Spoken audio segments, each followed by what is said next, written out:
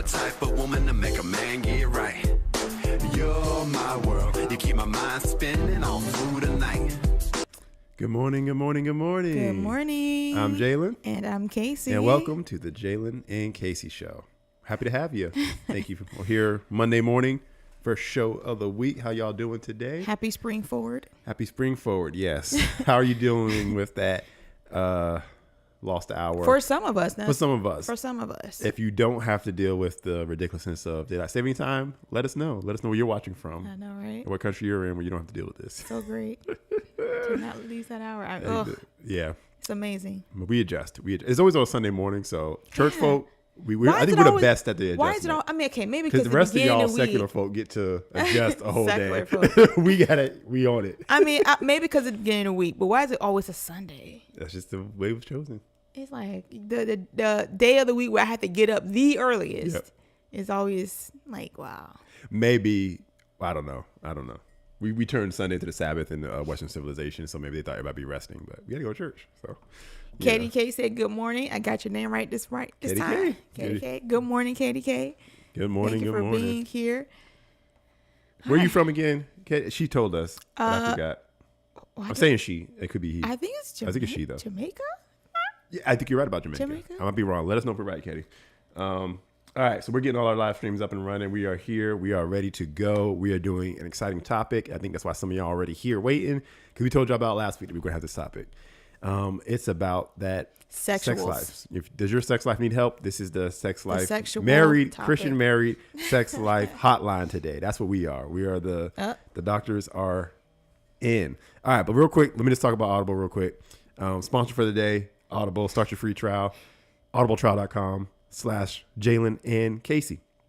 Okay, we're going to talk about it a little bit more later on the show because we're going to recommend a book that kind of goes in line with the topic. Actually, got some additional graphics today, but we'll talk about that a little later on when more people are on the live stream. But we want you to go ahead and get that. Cozy, if you can drop that in the chat for us, the link for audibletrial.com/Jalen and Casey. You get your 30 days free of Premium Plus, okay? And you'll be able to listen to the audiobook that we're going to recommend later that will help reignite the sexual intimacy in your sex life, as we are talking about today. So we'll talk about it again later, but for now, write that down, type it in, audibletrial.com/Jalen and Casey. Let's get that going. We want y'all to have it for free. She is from Jamaica, and she is a she. LOL. She is a she. Okay, making sure. I assumed, but you never know. I knew that. You never know. Good morning over to 123U. Thank you for being here. We appreciate it. Again, today's topic is pretty cool. Let me get back on the live stream so y'all can see. Okay, so we're going to just hop right into it. Well, no, actually, we're not. We're going to play a video because I found a video that I think ties directly into our discussion. I've already got it pulled up. Let me just make sure our browser's working properly, because I think if we start with this, everyone will get a good idea of where we're going with today's conversation. There we go. All right, so let's go ahead, switch this over, and let's play this video. I have an amazing husband. He loves me. We've had a happy marriage. He's my favorite person in the whole world. And he tells me the truth, and we have a really good marriage. And for whatever reason, I just have a hard time believing him when he tells me he's attracted to me. I'm convinced that being a man of integrity or a man of honor, he's going to honor our marriage. And so he's going to tell me what's going to be nice to hear. Is this one particularly hard to hear because you don't think you are? Oh, absolutely. And so when he says, I think you're beautiful, or when he kisses you or holds you tight or wants to make love with you, in your mind, one of you has to be wrong. One of you has to be the liar here because you so deeply believe you're not beautiful anymore. We have 6 kids. My body's been through it. And I have 30 pounds on me. Not a lot of weight, but weight I don't want. And, he says he doesn't mind, right? He doesn't care. But when we got married, I was 19. I was cute and thin and all that. And I'm not uptight about a lot of the things about my body. But man, that weight when you get close to 40 just doesn't come off the way it used to. And all of a sudden I don't look quite as young. I'm not carded anymore when I go into restaurants, right? Just stupid stuff. I feel like I'm aging, and I don't look old, and I don't think I'm ugly, and I don't think I'm huge, but I don't know. You don't think you're lovable. You think you've done something wrong. I feel like I've let him down. Yeah, where does that story come from? You've given him 6 amazing kids, and he loves you to death. I don't know. I've just always felt like I was clawing to prove that I was good enough to be wherever I was. You think you're a burden to your husband. I think I'm a burden to most people. And with all due respect and love in the world, that's madness.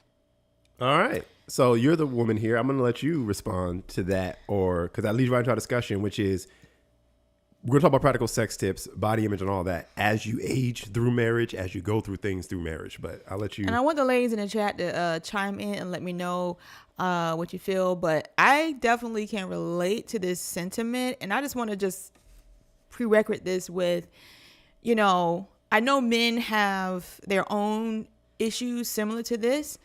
But being that I'm a woman, I know for a fact that society preaches insecurity to women more than men, especially in the realm of body change. Yeah, body image is very, very much preached to women. I just recently watched the Top Model documentary. Tyra Banks, Top Model, all the things. And I watched Top Model faithfully when it was coming out. 24 seasons, I believe it came on.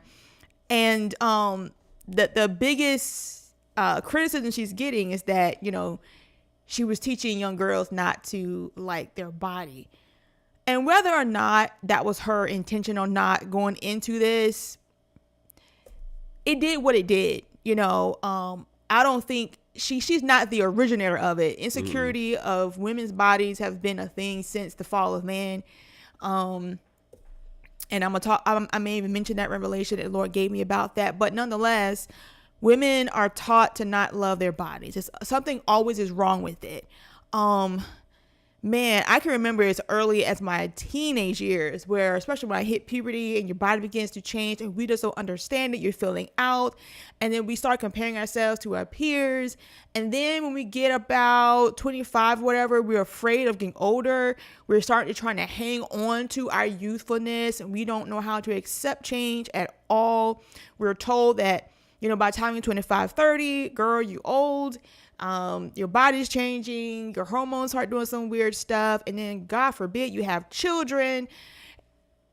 It's just the worst, on our psyche, depending on who you are and what you've been taught. And she's had 6 kids. I've only had 1 up to this point, and my body is definitely different. And learning how to accept the fact that change is okay. And that I have a good husband that loves me. I mean, she's talking about she got a good husband. So a lot of women don't even have good husbands. But when you have one that's saying, hey, babe, I love you. It doesn't matter to me. And I think men saying that it doesn't matter to them sometimes feel hurtful. Because the conversation in our head is telling us he has to be lying. He's just a nice guy. Because there's no way we don't notice. Right. Like, how you not see this? And how do you like this when the world is pushing to women all day long that this is the body type you ought to have? This is what beauty is. So the how chance you is, not see that? So the chance is that you married the 1% man that doesn't agree with the rest of the world is so slim that he's got to be lying. Yeah. Or something wrong with him even. Yeah, and then it's this other thing. Even if you're okay with the idea that body changes, things like that, especially if you're nearing 40 or in your 40s and you're going through this whole perimenopausal stage of your life, you don't feel the same. You're not the same, and you feel it. It's not just what you see on the outside. You feel it. And it's hard to put into words unless you're in it and you're living in it. You're just not the same. And you miss the energy you had. You miss the spark you had. You miss just that glow that you had. And like she mentioned, like, I don't get carded anymore. Now, I don't buy alcohol or stuff that requires me to get carded. But, you do go to places and they say you have to be over a certain age. And it used to be a time where, they had to ask me for my ID. And I mean, I think I said it yesterday. I said, babe, do I look my age? I said, don't answer that. But do I look my age? And I'm okay if I do look my age, but like, that's been the question. Like, do I look my age? What am I supposed to look like at this age? It's a whole thing that women go through. And, I go outside now, I don't get the same looks or the same responses. And not that I am looking for that, but you are aware of that when it's happening. And then when it's not happening, you are aware that it's not happening. And you just like, man, I've fallen low. And it plays a lot on your psyche. And again, when you don't feel like yourself, and she's 30 pounds, girl, can I have your third light? But some women really struggle with change. And I really think it's wrapped up in the fear of change.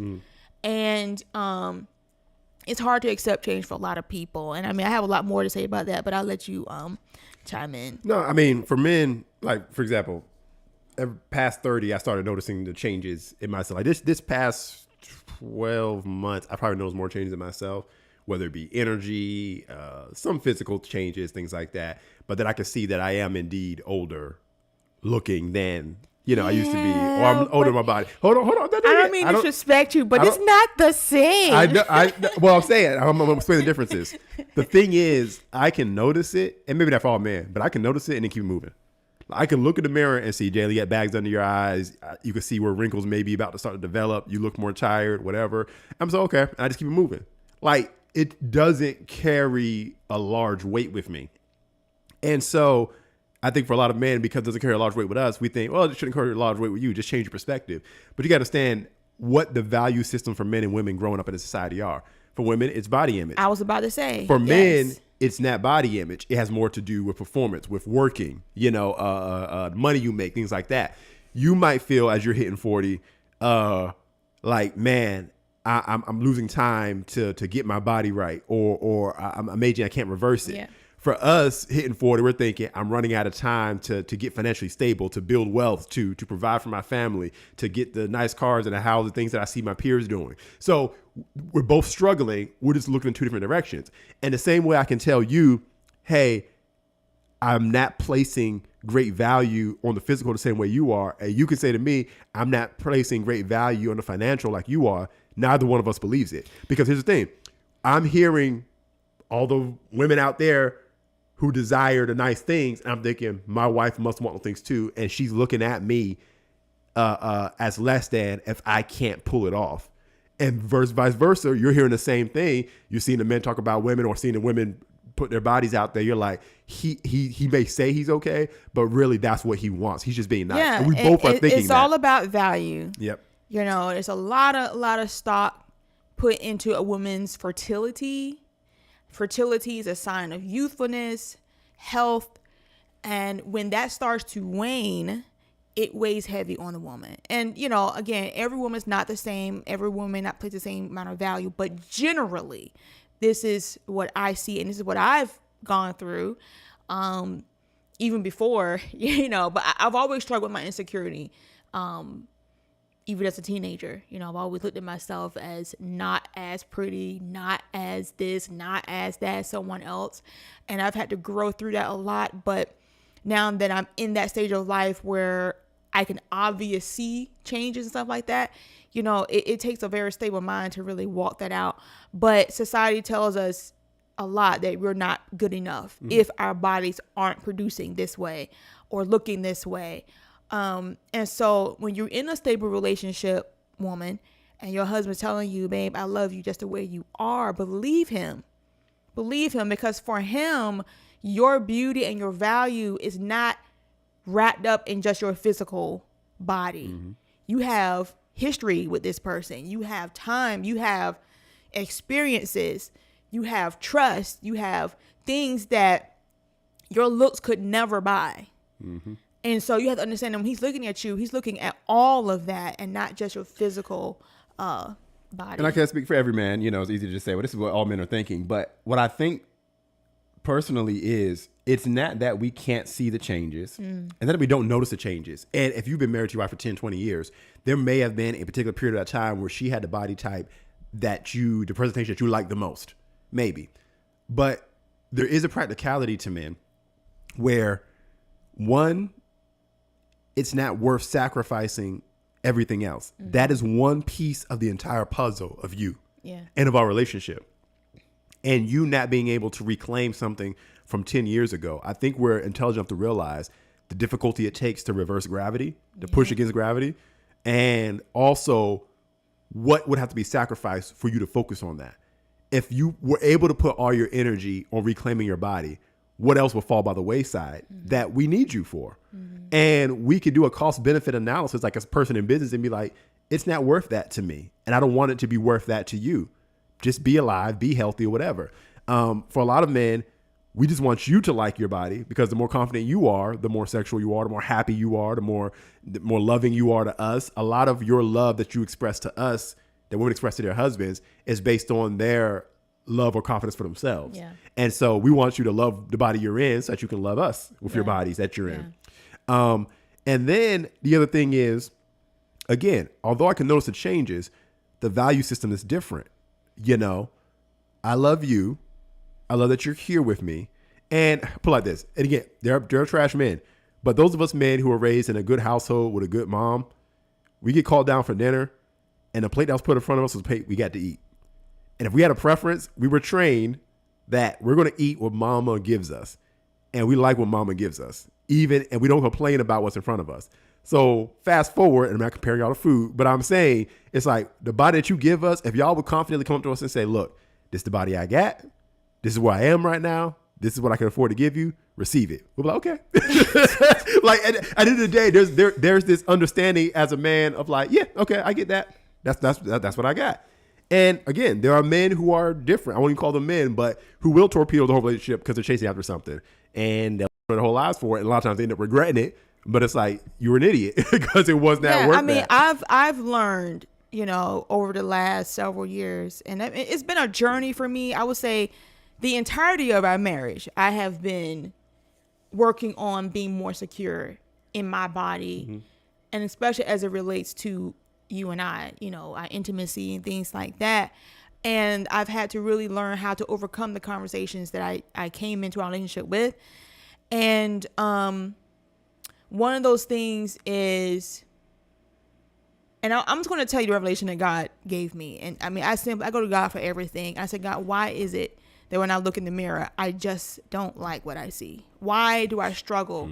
Because I mean, objectively, I can look at myself and say, Casey, you're fine. You know, you're fine. There's people that will probably kill to look like you. And I don't say that pridefully. I'm just saying, like, these are the conversations I have privately with God. So I understand, like, I should be grateful that I have a body and that I have all my limbs and I'm healthy. You know, all this, I should be thankful, God. But why is it that when I look in the mirror, I just can't reconcile this is who I am now? Yeah. Number one, I used to compare myself to myself from like 20 years ago, 10 years ago, you know, when I had the time to be in the gym 5 days a week. I was a gym girly, like for real, in 5-6 days a week, running 3-4 miles a day. I used to do these stupid diets, which I don't recommend, but I mean, that was my life. And I was very active and I was doing a lot of things. Fast forward 10-15 years, my life has changed drastically. I don't have the same set of time anymore to do those things. Yes, my body has changed hormonally. A lot of things have taken place in between that time, but I'm requiring myself to be the person I was 10-20 years ago, and I'm not her anymore. I have to let her go. So a lot of times we're mourning that person, that version of us, and we don't know how to step into who we are right now and maximize where we are. So that's that part. The second part that the Spirit of God revealed to me, he said, listen, he went all the way back from the fall. He said there was a time where man wore the glory of God. He was clothed in glory to the point where his body was of no consequence. He gave it no thought, no consideration. He didn't even notice it until the glory was lifted off of him because of disobedience. Once that happened, he saw his body, or they saw their body, recognized that I was naked. And that naked wasn't just, oh, I don't have fabric on, I don't have clothes. It was, I lost the glory. And what is this? What is this thing? This dirt, this body. It was not attractive to them. So they went and covered it. They had to find something to cover it because they hadn't been used to looking at it. It was of no consequence to them. And since that moment, mankind have been chasing the glory on some way, some shape, some form. We've been chasing the glory. So now we've developed, this idea of having the perfect physique. we've been finding something to make us love these bodies. The Holy Spirit told me, you were never designed to love these bodies the way we've been taught all these decades. It was never meant to be a consideration. Your body is literally a vehicle to carry you in. You are not this flesh. You are not this flesh and bones. You are spirit. You are made in the image of God. God is spirit, right? He put us in these vehicles so that we could roam this earthly realm. It was never meant to be something that we had to focus on. So now man is chasing glory from a different perspective, from a carnal perspective. And we've been chasing it. So we exercise, we dress it up. And I'm not saying exercise is wrong. We should, because now we have to because of the fall. I'm not saying we shouldn't dress up and put ourselves together. But now it's coming from that fear perspective. It's coming from a carnal perspective, because now we're just chasing that glory. No one's going to say it like that, because innately we don't know that's what we are chasing. Because we're so far removed from God. We're so far removed from the fall of man that we don't know that's the reason why.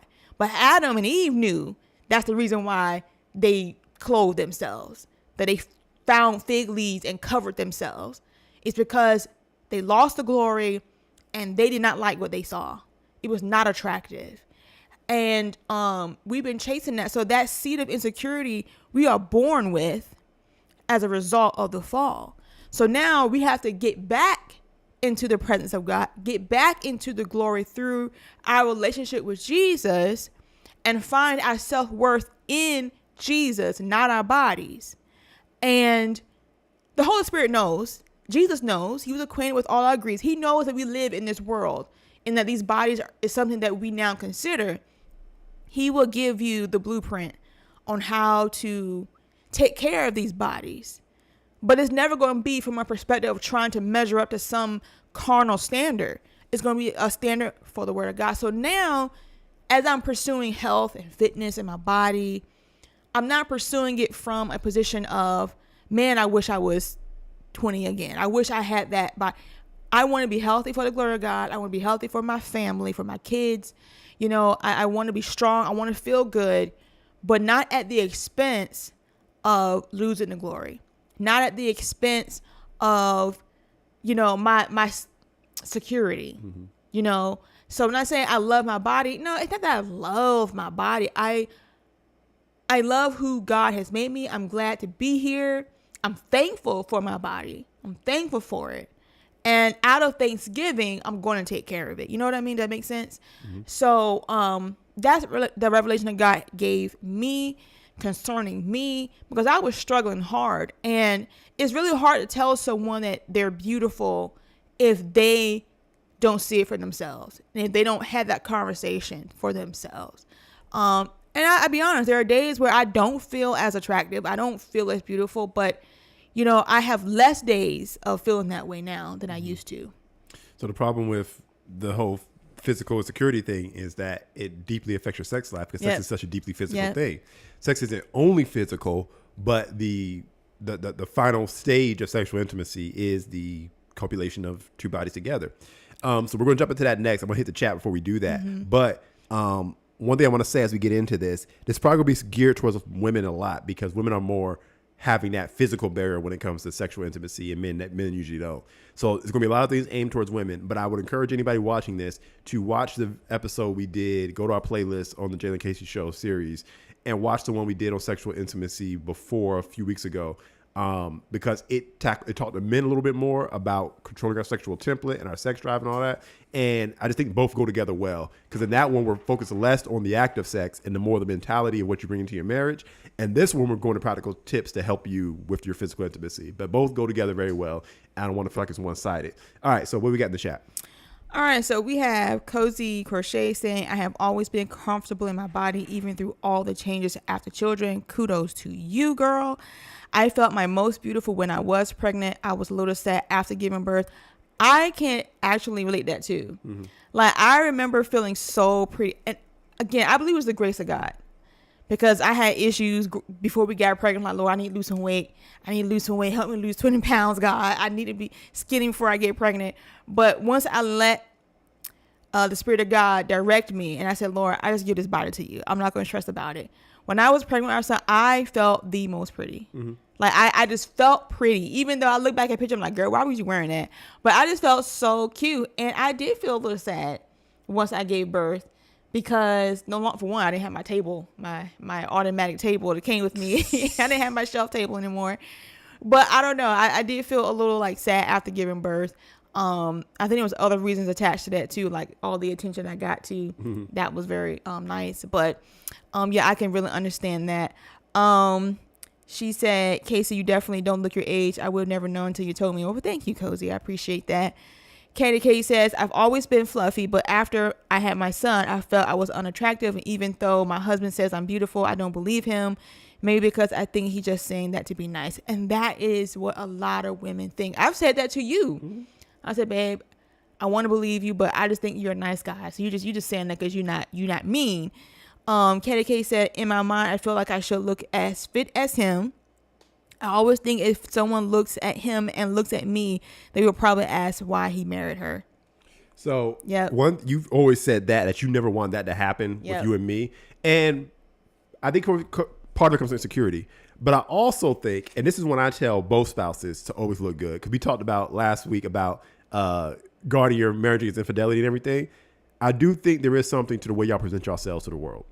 And I do think that y'all should present yourselves as equal level. Like, you should take care of yourselves. If you got a woman who dresses nice and takes care of herself, then man, you need to step up. You don't need to be looking out there sagging jeans and she dressed up, looking good, clothes put together, you look sloppy. And vice versa. You should both look that way. And I think what happens is a lot of times when we become moms and that becomes their identity and they don't try anymore and then they feel bad about the way they look at things like that. But it's like, that's why, man, you need to provide opportunities for your wife to go places that, to look nice, to go on dates and things like that. Because I do think you should present yourselves, but I think you can do that at any size. Yeah. That doesn't have to be size dependent. Look, people are always going to talk. People are always going to have opinions. Some people prefer people to be thick, thin. People prefer people to be big and have meat on their bones. So depending on where you go in the world, people have different opinions, and you can't change that. But you should present yourselves well together. I think we've always tried to do that. Yeah, Coach Crochet said, in ancient Asia, and Greek culture, bigger girlies were a sign of your husband was rich enough to let you lay around and eat all day. I petition to bring that mindset back. Yeah, depends on what country you in. Listen, even now. I used to say, look, we see like the statues of David and who else? Like any other Greek gods or whatever. The men were always very built, strong, muscular.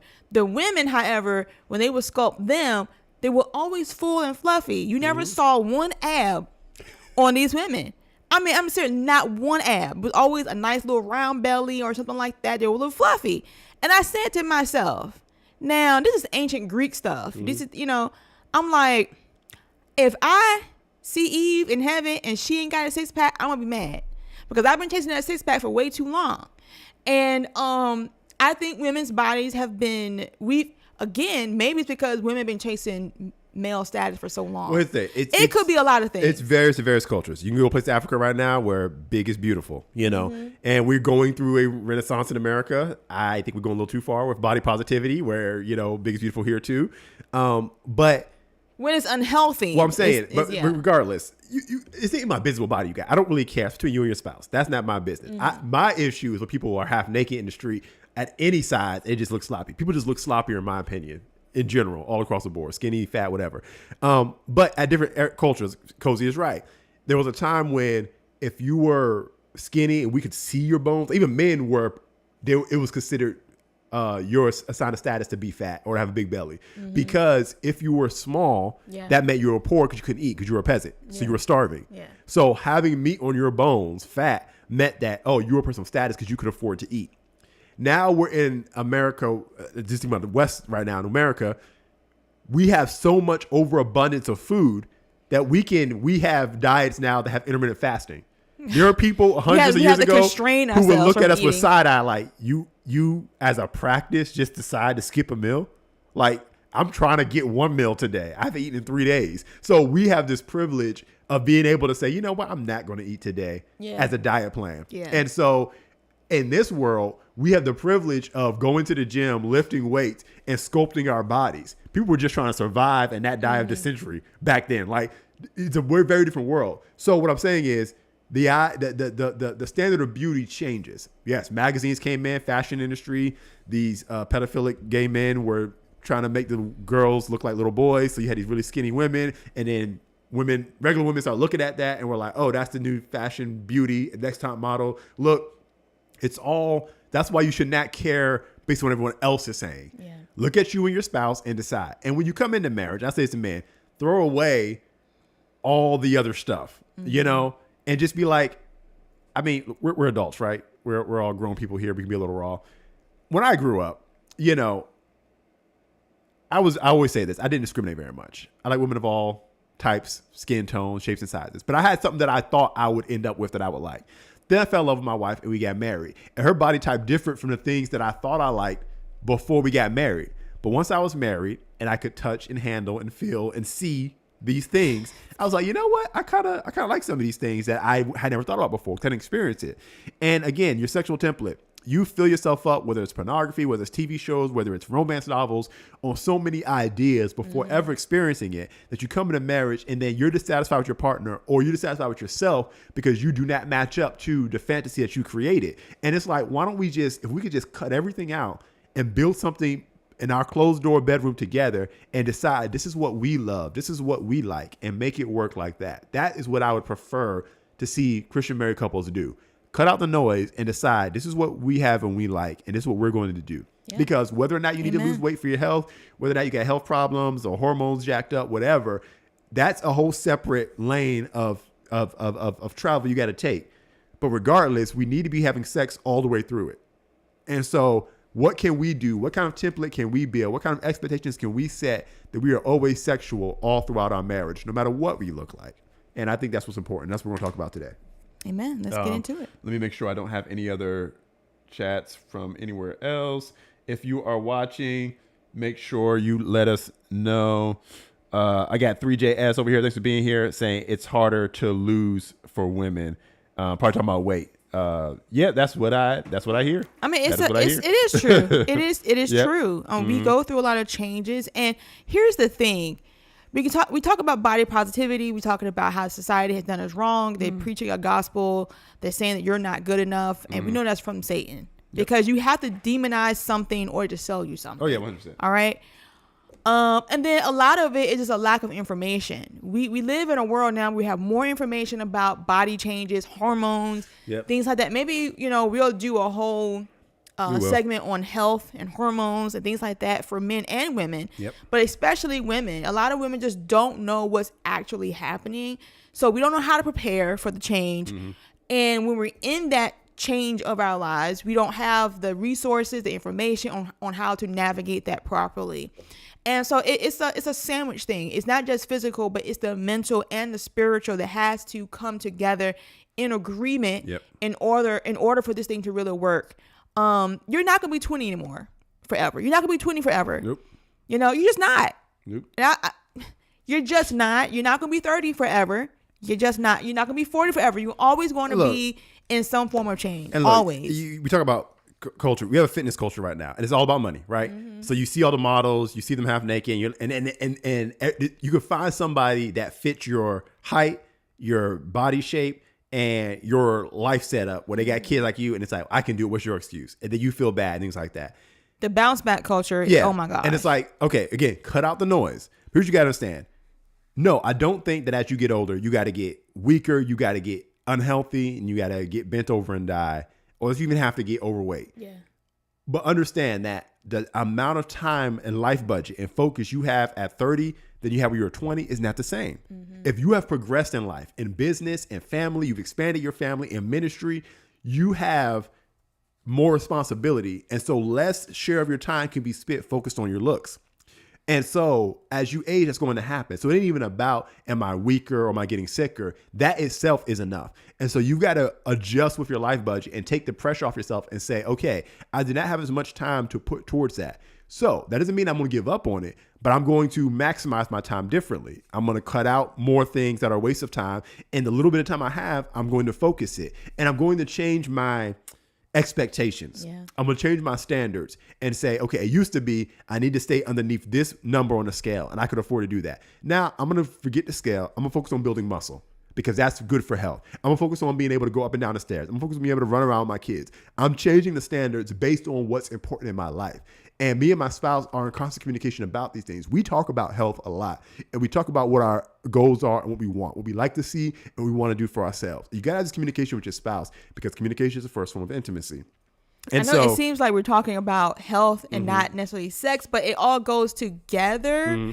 And, you know, like I realized that while I may not be the same weight I was 15 years ago, I still work out. I still lift weights, because that's important as I get older, that I have muscle on, because that helps with the aging, that helps with hormones, that helps with so many things. So ladies, you need to lift.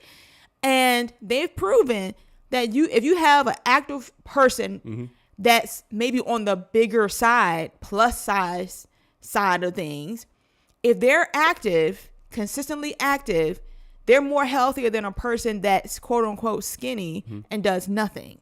Okay. So the numbers on the scale does not necessarily measure up to how healthy you are. Is there a healthy weight for you? I believe there's a healthy weight for every person, and you can find out what that is for you individually.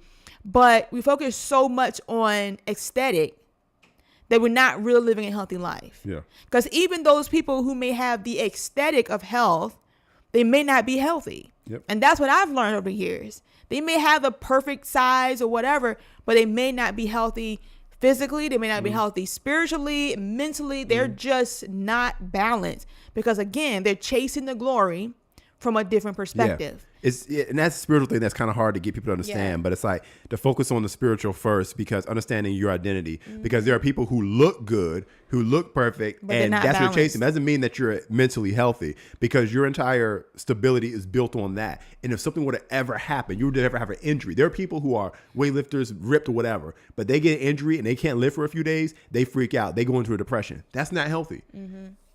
I'm not physically, were they physically healthy? Sure. But there's your 3-part being. You are a spirit, you have a soul, and you live in a body. Yeah. Okay? Yes. And you cannot prioritize what you live in above who you are. Your identity must be found in something other than what your body can look like, because that can change, and is subject to the movements of life. And it is the one thing that you're not taking with you into heaven. It's the one thing you're not taking with you into eternity. That's this body. Praise God. From God's perspective, it is the thing that has the least importance. I think it was Paul that said physical fitness has some profit or very little profit. And it's like, well, we got to live in these bodies and all that. Yes, but you understand that you're running a race, and everything you do is driving this body toward death. I don't mean that to be negative, but every step you take, gravity is dragging it into the grave. So all that we do for fitness is kind of delaying that, or making sure that we have a good quality of life on the way there. But what is a priority? So I can be here for my family, so that I can minister the gospel and do everything that God's called me to do. Those are my focuses. Okay. Yeah, I think I think the reason now I work out, and that's a good way of putting it, is I want a good quality of life. There you go. Because I know these bodies will expire at some point. That's right. But now my focus is on having a quality of life. Yeah. So if being in the gym 2-3 days a week, lifting, doing cardio helps me have a better quality of life, then that's the reason why I want to do that. Because I still want to be able to walk up downstairs at 80 years old. I want to be able to play with my kids and grandkids. Like, that's my goal in life, and not so much the aesthetic. Your body will do what your body's going to do if you give it the right things in it. You know, it would do what it's going to do. Yeah, but it's also going to do it at different rates, different times. Yep. As a man, going it further into my 30s, I can do the same things that I did when I was 20, the same regimen, and I'm getting different results. Yep, they're not bad results. They are results, but they are different, and they're not as pronounced as when I was younger. So when I eat a certain way, when I work out a certain way, I notice, I'm doing the same amount of effort that I did when I was in my 20s, but the visual results that I'm getting are different. I've watched you. You've been working out in some shape or form since I've known you, and after we've been married. And I can tell right now, I'm pretty good at this. I've seen you at times put in just as much effort when you were younger, early on in our marriage. And when you did that effort early in our marriage, whether it was eating or fitness, you would get certain results at a certain speed, and it would bring you down to a certain size or a certain shape.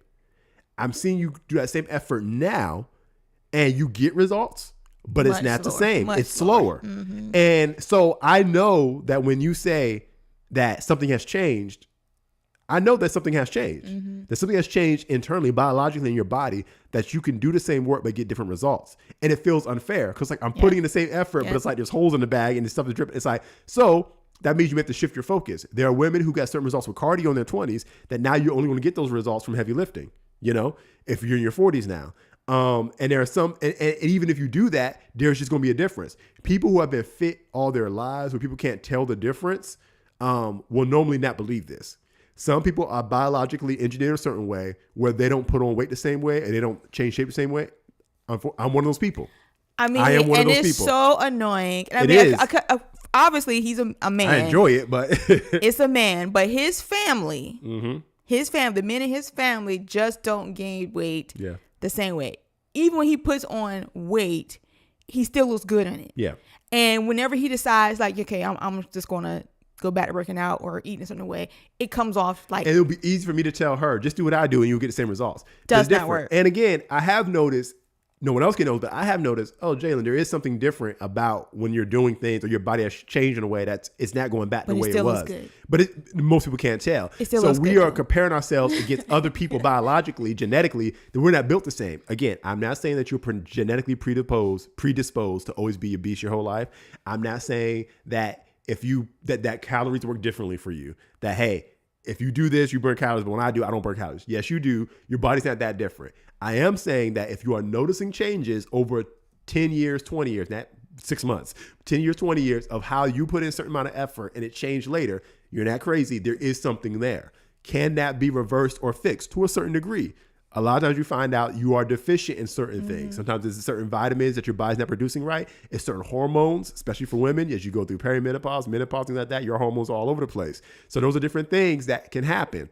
You just have to investigate. And again, that's going to take time and money. But again, back to the sex thing.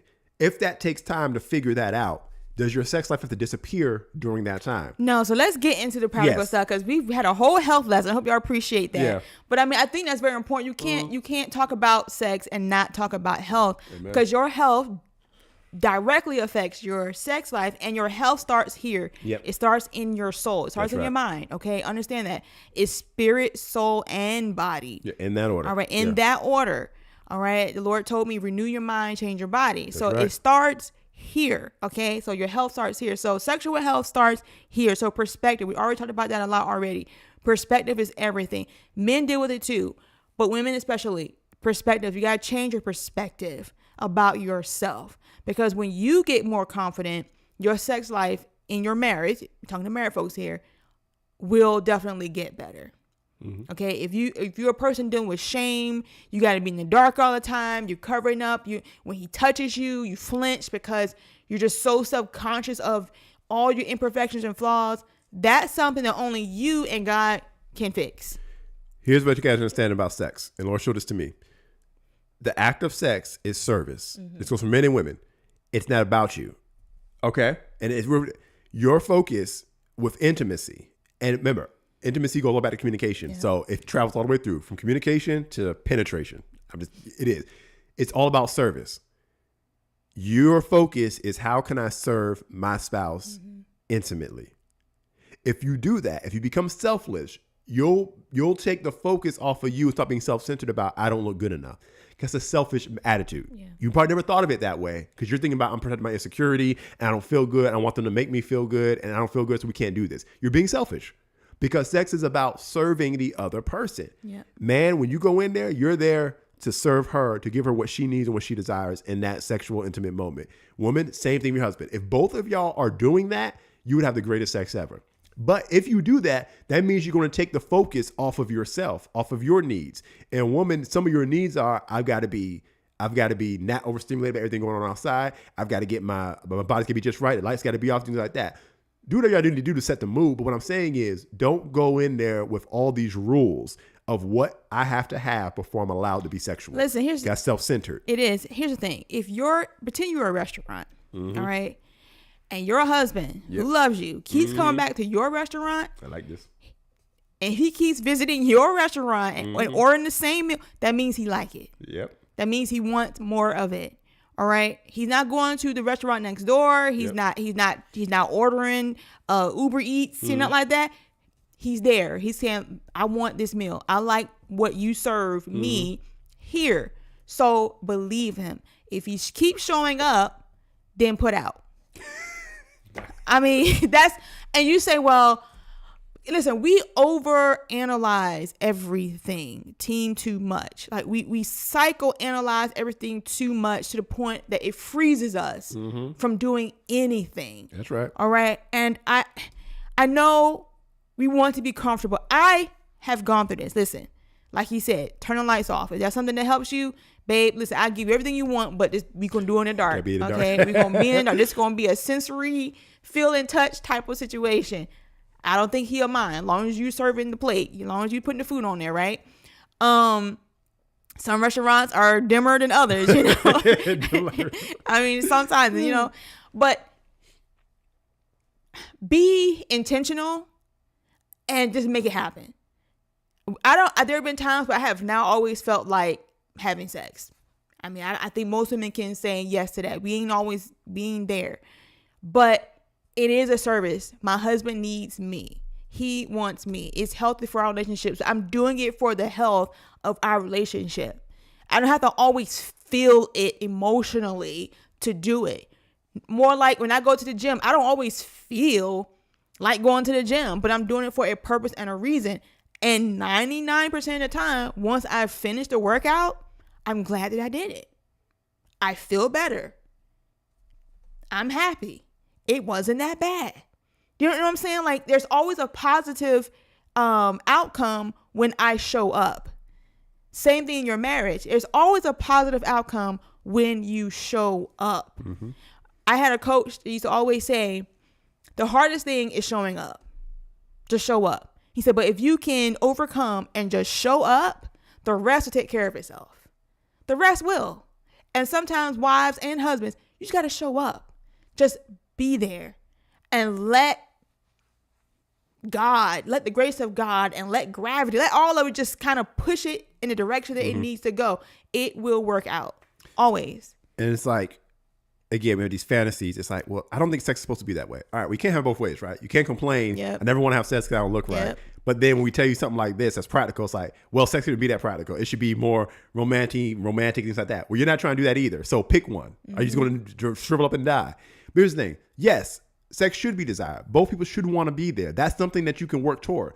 But that's a goal. Yep. Like, yes, you would love it if at some point you enjoy going to the gym. Mm-hmm. But until you get there, we're going to start here. And we want something, but we're not willing to work. You made a statement. You were like, you want to keep a gym, willing to bake a cake. Yeah. You want a great sex life that's full of pleasure, full of orgasms. We love it. We're both enjoying it. We both want to be here. But you're not willing to step through the door of sex before you feel that way. Yeah. And so you want something without having to build it. It has to be built. What they're showing you on television is fake. In real life, you have to build it. Yeah. Okay. And maybe, again, when you were younger, when y'all was in the honeymoon stage, you didn't have to build nothing. But I need you to understand something. It's not that was fake, but that wasn't real. Yeah. How do I put this? It's like a kid that has all the energy to run around, things like that. It's not that was fake. They had that, but adult life, real life isn't like that. So if they want to run around for 5 hours straight, they have to work for it once they get past teenagerhood. Mm-hmm. You know what I'm saying? Yeah. As a kid, you're just running. Your body's not done yet. You're growing. Your marriage wasn't done yet. You were growing and it was fun. Great. I hope you had a lot of sex every day and you experienced that and fun. The video, and it was great. In the video, the lady said she was 19 when they got married. Yeah. 19, girl. So if you're comparing what your body was, what your sex life was when you were 19, it's like you weren't even done yet. Mm-mm. Now you're in real life. In real life, we have to build it. We have to work for it. When you were a kid, you didn't pay for the lights. You didn't pay for the food. Your parents just gave it to you.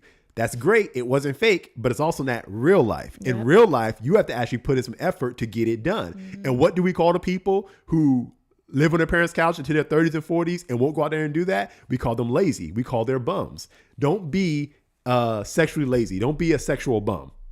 It may take some effort. It will take some effort and some work. So with the weight thing, spend a lot of time on that. Divorce weight from sex. Can you guys touch, please, penetrate, whatever involves y'all sexual act? There are sexual acts that y'all can do, then you can have sex. The weight doesn't preclude you from being able to have sex.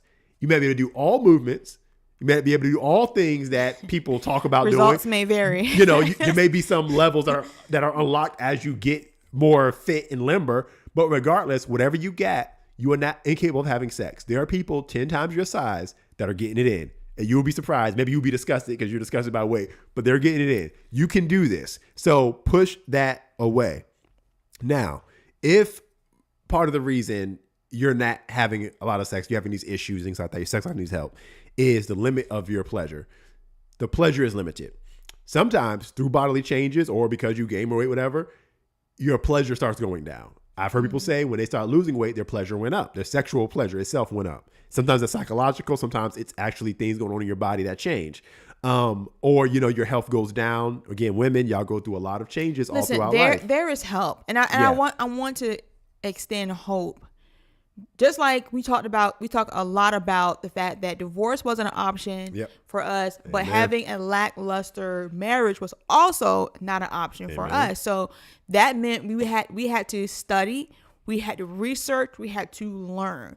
Sex is something that you can learn within the confines of your marriage. Okay, if you're in a safe relationship, y'all can learn. And as you change throughout life, you're not going to be this. If you've been married 10, 20 years, you're not the same person. Like this lady that called in the video, she was 19. Now she's closer to 40 now. She's not the same person. And what happens is we don't adjust for change. So we don't learn anything else new. We mentioned before, what you did in the gym to lose weight when you was 20, you're not going to be able to do it the same way when you're 35, 40. It's just not going to work the same. It's not going to respond. And not that exercise is a bad exercise, but it's not appropriate for where you are now. Mm-hmm. So what we do, we get frustrated instead of learning something new and fresh. And there are a lot of reasons why you may have to adapt, not just aging, but you may have an illness, children, something could be in the way of your sexual pleasure. Instead of just accepting that, oh, that's just the way it's going to be from now on, learn something new. Yeah. Figure out the problem. See, a lot of times we don't get down to the microscopic level of our issues.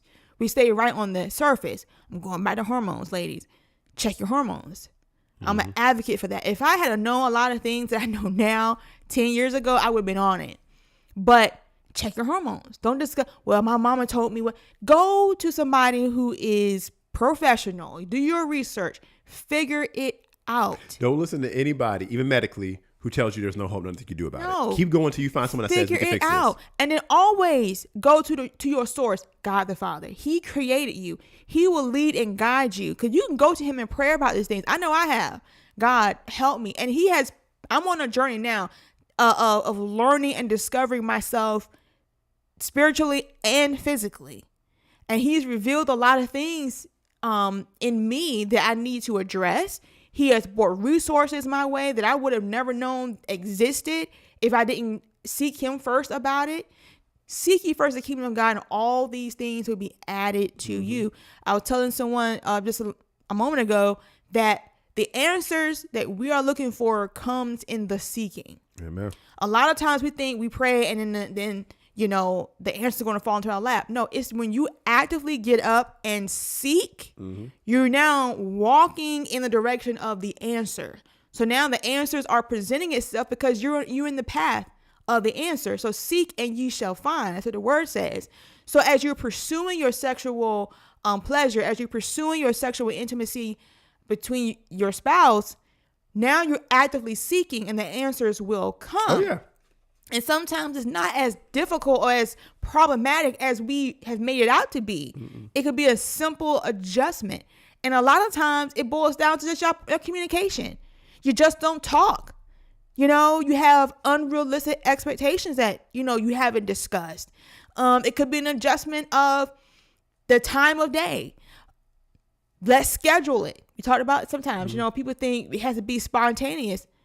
Spontaneous sex doesn't hardly ever happen, especially when you have children.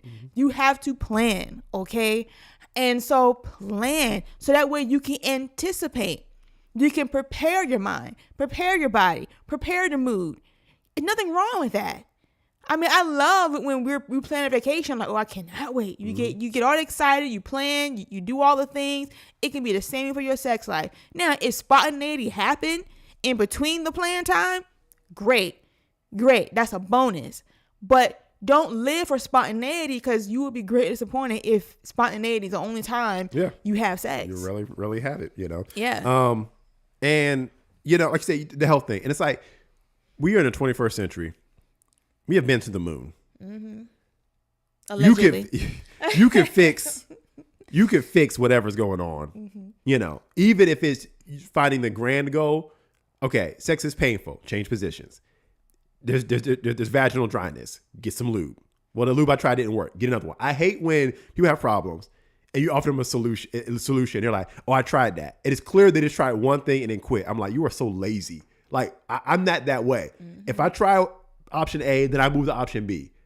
Like, you rarely ever have me saying something just don't work. I have tried everything under existence. And it's like, you just don't care enough. Yeah. Couples just don't care enough. And I'm not saying this just to women. These are men too. Because what we don't talk about is when men reach a certain age and their sex drive drops off or the performance drops off, and then they're the ones drawing back. And then the women are wanting more sex, but the men are pulling back. And men are notorious for excuse me, I'm trying to fix this TikTok thing so we don't lose the video here and it's messing that stuff up. Hold on. But men are notorious for not seeking help. Because there's shame and embarrassment when we start to change. And that's another trick of the enemy. Yeah. He makes us feel ashamed for changing. Yep. For not being able to perform the way we did. Like it's our fault. Mm-hmm. We found a reason to make it our fault. No, change happened. Things change. Yep. But you know what remains the same? Jesus. Jesus is always the answer. Mm-hmm. And we think God don't care about our sex life. He does. He can heal that. He can heal that. Right? And he created it. Yep. So he knows all about it. Some of you need to do some research on Song of Solomon. Some of you need to research translate. Sometimes you need to use imagination. It's very poetic, and there's a lot of euphemisms in there. Mm-hmm. And you'll read something and be like, is that what they're really saying? And maybe if we have time, I'll read some passages, and it gets you to realize, whoa, like this isn't the Bible. So yeah, if there's something limiting your pleasure, solve it. Yep. Get some assistance. I'm going to tread lightly here. Everyone's got different beliefs on this stuff, but there exist things to assist you sexually. Just like there's equipment in the gym. You got yourself a belt. You got yourself, the headphones. You got you got the clothes and stuff like that. We got shoes. There are things we do to help our performance in the gym because what we're trying to do matters. We want to lose the weight. We want to get strong. We'll take the supplements, the creatine, the whey protein, all that stuff. Equipment, supplements, we'll ingest and we'll put on things, equipment to help us. There's a wide range of what I just said that applies to sexual function too. Some of it's pharmaceutical, some of it's mechanical. Things exist. There is no reason for y'all to have sex 3 times in a row and y'all were in pain, y'all didn't have pleasure, you can't orgasm, whatever like that, without y'all saying, okay, let's begin to introduce some supplementation to assist us so that we can enjoy this. You should not be going months and months, years and years without pleasure, with pain and with discomfort, and just be like, well, that's just the way it is. Like, we have way too much technology that God has seeded into the minds of man to do it. And I know that sounds weird. You're Christians, so you're like, oh, is that okay? Is that okay? Read Song of Solomon. You're going to find some things in there that you're like, whoa, people were doing that? Yeah. Do what you got to do. That's between y'all and God. I don't want to know. I don't need to know what y'all do behind your closed doors. Don't post about it. But if y'all are happy, there was a couple marriage we listened to, and they went through some kind of health issue that made classical penetrative sex hard or impossible for them because of the health issues they were having. But so they were sitting down for counseling and everything, and they had communicated this, but they were still having an active sex life. So they asked for counsel for their pastor, and they were like, and they were all sheepish and kind of like ashamed.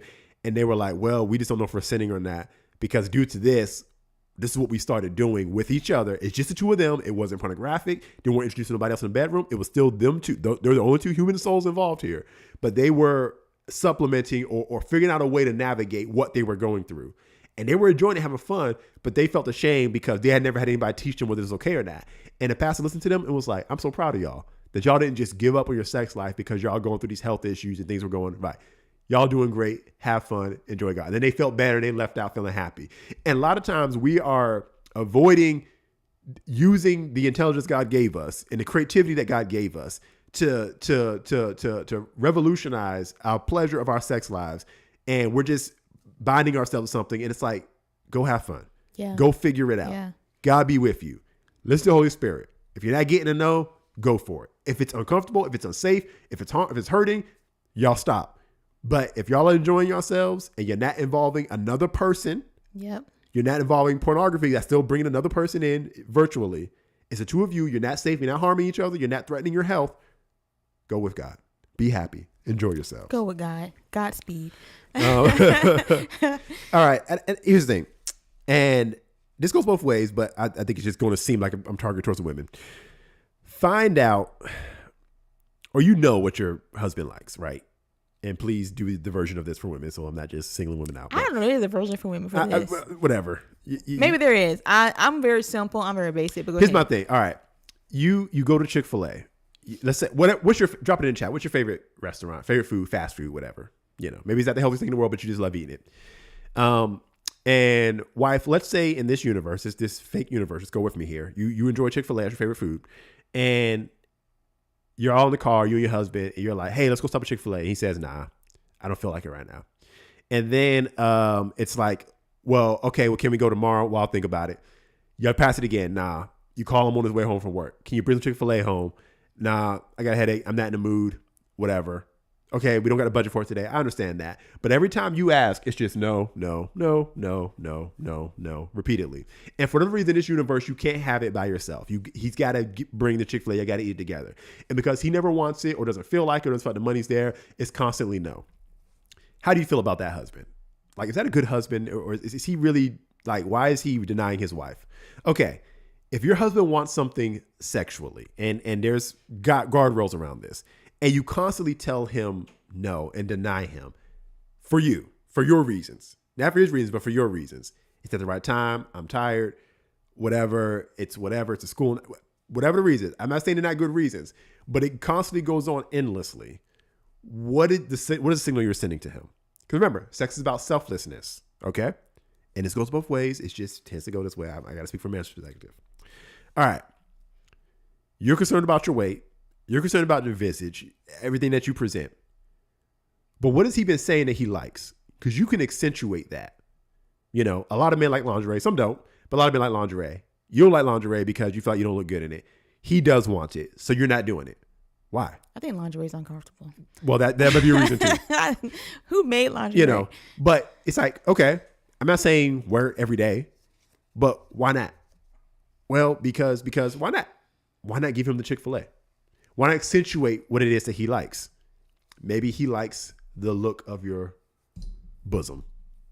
You want the rest of your body, but he loves the look of your bosom. Accentuate that. Make that the focus of whatever you wear when you go into the bedroom, because you know what he likes. Because it's about serving, right? All right. Flip side, man, because I just don't want to be one-sided. Well, let me talk about that. Oh, go ahead. Man, don't wear the tighty whities with the holes in it. You know what I'm saying? You can invest in some new drawers.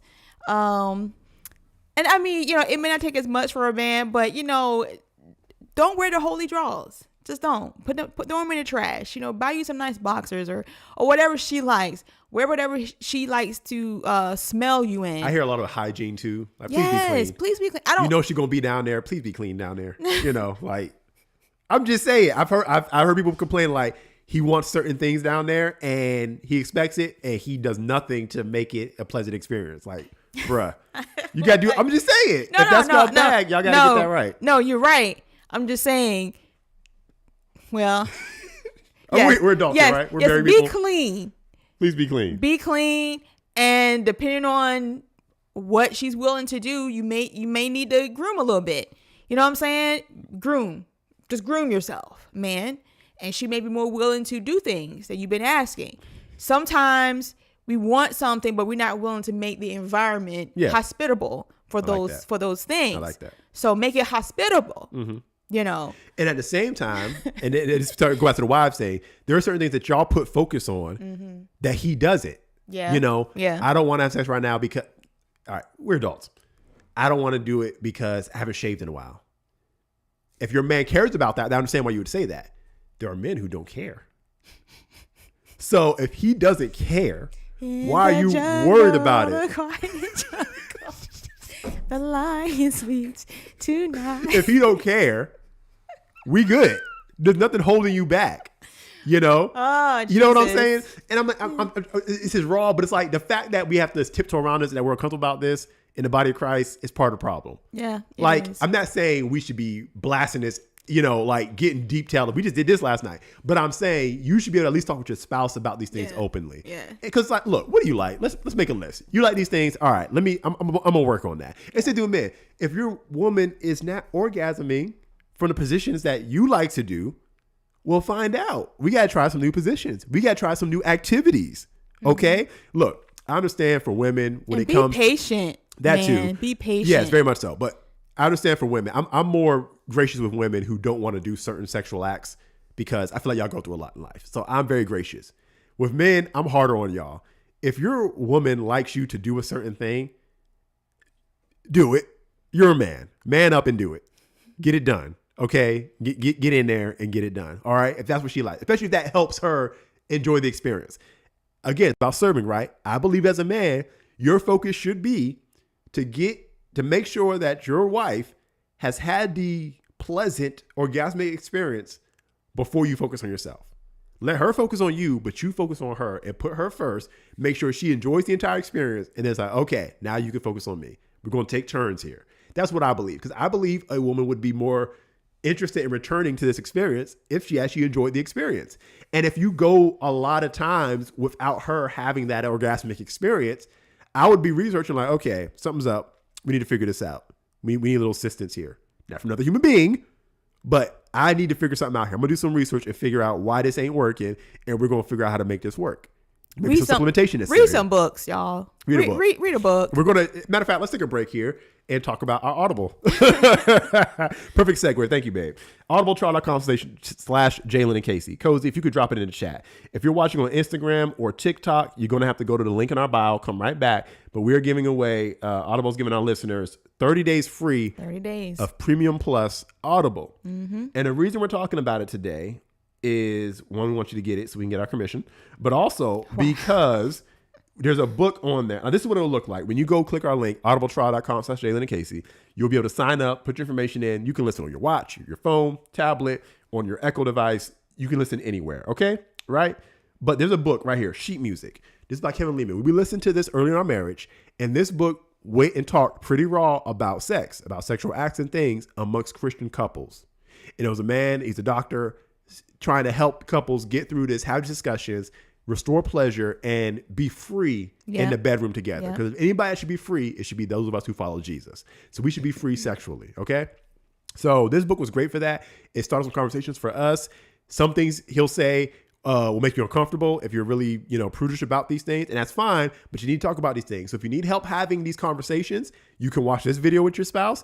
You can listen to this book. So that is on Audible right now, and you can get it, all right? You may already have Audible, but look, if you have already used your credit for the month, but you still want to get this book, open a new account, get your audibletrial.com/Jalen and Casey, and get that book, and you and your spouse start listening. It can be very helpful. You learn a lot of things about your psyche, and it can help you communicate to your spouse. This is why I'm hesitant on these things. This is why I don't feel comfortable with these things. This is why I want these things. It's all helpful. So audibletrial.com/Jalen and Casey.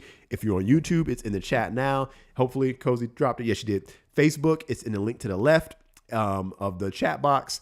And it's in the description of the video, and all other streams, go to the link in our bio and you can get it. audibletrial.com/Jalen and Casey. We would love for you to have that. Let's go hit the chats real quick. Let's see. We had someone jump in. Gurprov, I guess that's how you say it. Good morning. KDK said he better not go to another restaurant. We're talking about that. But hey, that's what we're talking about. Serve it up. Serve it up. Like now, serve it up. there is no reason. There is no reason. Yes, a good t-shirt. Mm-hmm. There's no reason why your spouse should cheat on you. Mm-mm. Absolutely no reason. Okay, so there is never an excuse. But don't starve your spouse. Serve it up. You come into that restaurant, make it good every single time. You know what he like. Mm-hmm. KDK said, I often feel like we should pray before sex, but then after prayer, my husband is no longer in the mood because he says he feels some kind of way taking his clothes off now before God. Now that we Newsflash, you're always before God. God sees everything, and maybe your prayers are too long. I mean, listen, pray while you're having sex, in the name of Jesus. I don't know. I mean, look, I'm not going to say you have to pray before you have sex. I'm going to say you can't. His concern, he's going to have to get over that because God sees everything. God invented sex. Everything. He wants y'all to have sex. He's watching every time you've ever had sex. So you got to get over that. But maybe that's not his bad for y'all to pray right before sex, whatever. Y'all figure it out. But Cozy Crochet said, yes, check your hormones and vitamin levels. Some people have health problems because they lack certain vitamins and nutrients. That is absolutely. And most people, not just women, most people do not know what's going on with them internally. We don't know to check those things until something goes wrong, until we can visibly see or feel something. And by that time, it's usually way far too gone, or harder to reverse at that point. So stay on top of things.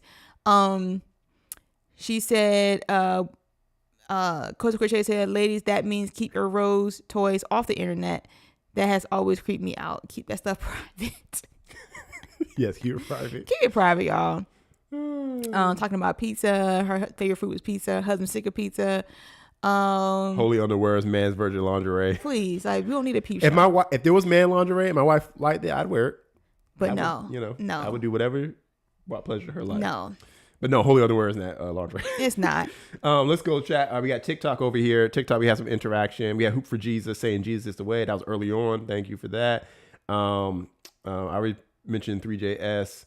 Lucy Creations from Dominican Republic. Hey, thanks for being here. Minister Jarrett said, keep up the good work. Marlon dropped down and said, Jamaican food and Chinese was favorite food. Cozy was pizza. That sounds good. Marlon asked what we're talking about. We're talking about sex. And Calm Delight Living said, I like the way you put that. I'm going to assume it was my Chick-fil-A example. But yes, whether it's pizza, Chinese food, Jamaican food, think of the food you love the most and imagine your spouse consistently told you, no, we can't eat that today forever. And just kept saying it over and over again. You would get mad at that spouse, right? And so there are some of you mad at spouse right now because they're not serving it up. And spouse, you need to serve it up, okay? Y'all can compromise on what that looks like, what those servings look like. I'm trying to see what the graphic would look like on a T-shirt. Serve it up. It can get real sexual real fast, and it'll be kind of inappropriate, but it is what it is. But also, Marlon, shout out to Marlon. You gave us 10 lightning bolts, 5 cake slices, and 5 GGs. So thank you. I believe that's a good game. Thank you so much. We got 3 follows off of this live stream. If you're following in TikTok, just let us know you're here. Let us know where you're watching from. What's your country origin? We appreciate y'all. Yeah, thank you so much, guys. TikTok been popping lately. Let me check out the YouTube real quick. No, we're good. Okay, so back to the discussion. So yes, we're talking about sex and practical sex tips as your bodies change, as life change. Okay. Look, again, we don't gotta know what's going on in your bedroom. Mm-hmm. Here's what I think: don't bring anyone else involved, and that includes pornography. And whatever y'all do, let it be together. Yeah. I don't. Everybody got different opinions on this. I'm not into masturbation where y'all separate. Y'all need to be together. Yep. Y'all need to be together. Whatever's happening needs to be the two of you because that's what sexual intimacy is. It's drawing you together. It's not self-pleasure on your own. That's why I believe, watch the video sexual templates, but you can make sex with your spouse masturbatory by focusing on yourself, making it about you, self-pleasure. Mm-hmm. It was invented for you to serve the other person. So put the focus on how can I serve you today? And for much of us, that starts before the bedroom. Husband, how can I serve my wife today? Yes, it'd be easy for me to say I can do it sexually, but how can I serve her today? How am I thinking about it? Can I buy her lunch? Can I can I cash out her some money so she can go to Starbucks?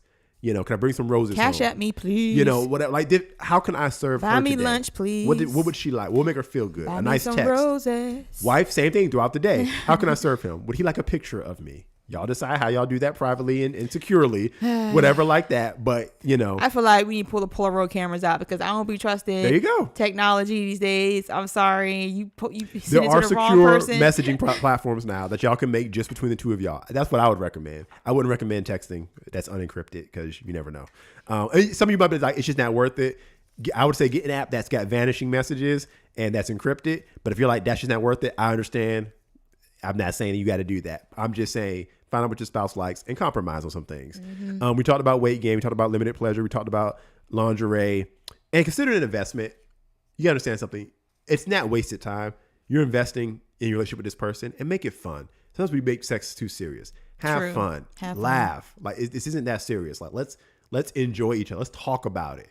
Like, okay, yeah, that was working. Yeah, now because that's not if you're working. trying, especially when you're trying new things, yeah, it may not work out the first few times. But be, like I said, be lighthearted about it. Don't make it so serious. Because, I mean, remember, you're in this for the long haul. You ain't going nowhere. Exactly right. And we have eternity to get this right. Yep. So just make it fun. You know, don't put so much pressure on it. And there might be moments where, you know, you may not get an orgasm, woman or man. Whatever the case may be, don't make it such a big deal. Yeah, talk about that a little bit. Yeah. You know, because sometimes there are a lot of reasons why you didn't have an orgasm. Sometimes our mental is not there. Sometimes our bodies are tired. And remember, it is a muscle. It's a reactive muscle. Sometimes that muscle is tired. For whatever reason it is. Doesn't mean that something's wrong with you all the time. It's just today wasn't the day. But being together in an intimate way means more than just the outcome. Do you know what I mean? Sometimes we have sex with one another just for the orgasm, just for that. And if I don't orgasm, then this was bad sex.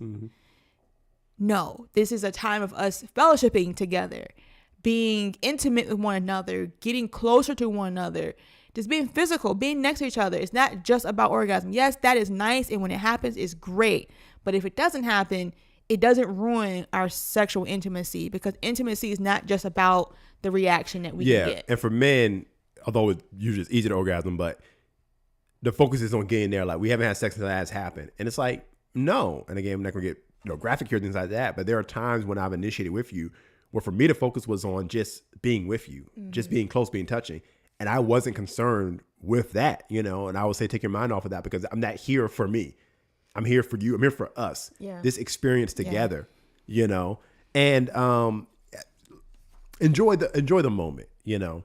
I'm one of those people that enjoys the moment of it, you know. I've never been about rushing towards orgasm or anything like that for myself.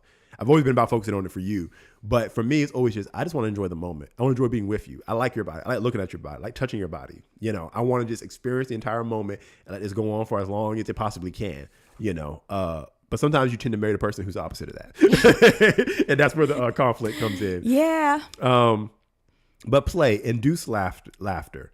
If orgasm is a problem where it's just never happening, then figure it out. You know, find out. And sometimes that shifts over time. The quality of the sex shifts over time. Again, we talk about health and everything, but figure it out. You know, don't make it where it's like, oh, we just don't know how to make this happen.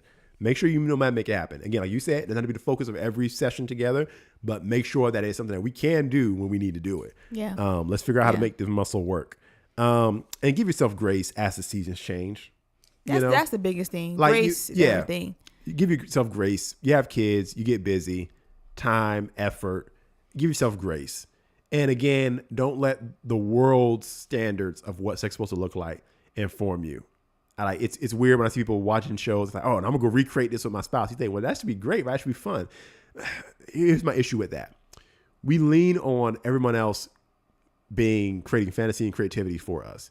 But you got to understand, whether it was pornography, a movie, a TV show, or a book, or a magazine, human beings created every sexual position and act that we do now.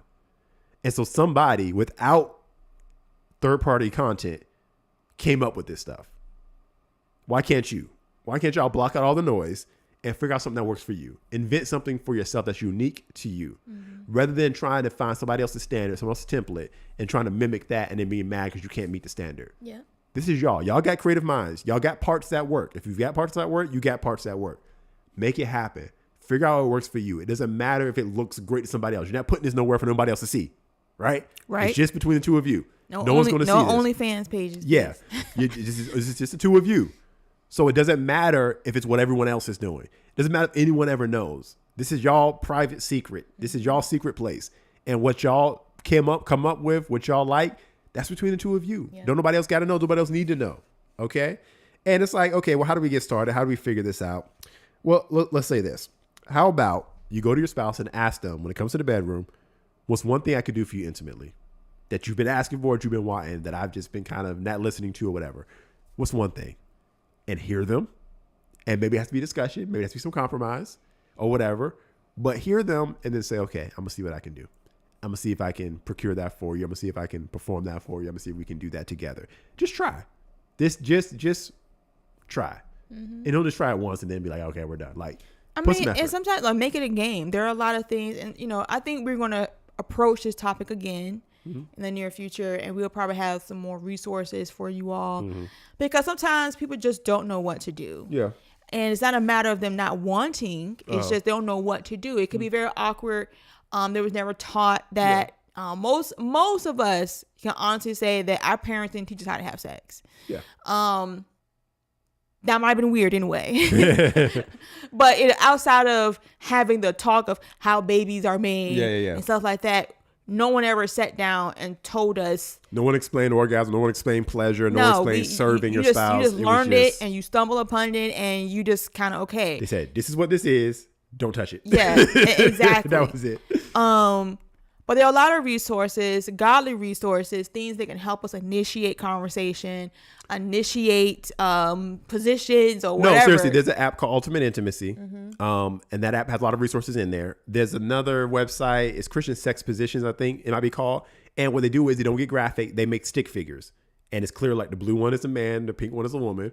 And it has a list, like it's almost like flashcards. You can actually order the physical flashcards, but it's like, these are sex positions, this is how to do them. And so y'all can try to spice things up, or you can say, is this what you would like? And let's try that. And make a game out of it. Exactly. Every time it's okay, this time we're going to pick a card. Yep. And we're going to try. Depends on who you are. Make it fun. Again, keep it light. Because the less stress you bring into the bedroom, the better your sexual intimacy will be. Success isn't doing it like someone else does it. Success isn't, the greatest body shaking orgasm you ever had. Success is we were together and it was fun. And just like the gym, consistency matters. And your frequency may be different from another couple's frequency. That's another thing. We got a lot of things. You should have this many times a week, this many times a month.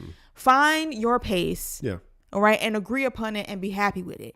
But nonetheless, make it consistent, because consistency is what makes this thing work. And I would say not perfection, consistency. When it comes to frequency of sex, that's going to change all throughout the marriage. Like we said, it's cool if you schedule like, hey, this is when we're going to do it, because if we don't put on a schedule, we're just never going to have sex ever. So kids, stuff like that, this is our day. We're going to have sex on these days. But especially as you progress in marriage, I wouldn't get bent out of shape on how often, because you'll depress yourself when you read people on the internet saying, we do it 3 times a week. We do it every day. Whatever. It's like, dang, we do it once a month. Don't stress out. Focus on the quality of those moments together. Because what also happen is some people have overscheduled lives where scheduling sex is just one more thing. It's because one more thing to schedule. So you got to know you, right? And so it becomes one more thing to schedule. Then I hate sex even more. So it has to be a little bit more, we move into the moment. So you got to find that balance, right? But don't get so bent out of shape on the frequency and just focus on the quality of the moment. Because if you enjoy the quality of the moment, it's like, I had fun doing this. Like, what do you enjoy doing with your spouse? You enjoy going out to dinner? You enjoy watching a movie? What are those moments where it's like, I like being with you. I remember why I like you. You want to make sexual intimacy one of those things. Sometimes you don't start with, we're going straight into penetration today. We're going straight into sexual acts and orgasm today. It may just be, hey, we're going to make out today. We're just going to fill up on each other today. We're just going to kiss today. We're just going to cuddle today. And it's like, you start with, it's like, well, that's not really sex. Well, you get to define what that is for you guys. All of it works. You get to define that. Again, we're not worried about what everyone else says. Everyone else says sex is one thing. It is intimacy. It is getting to know one another.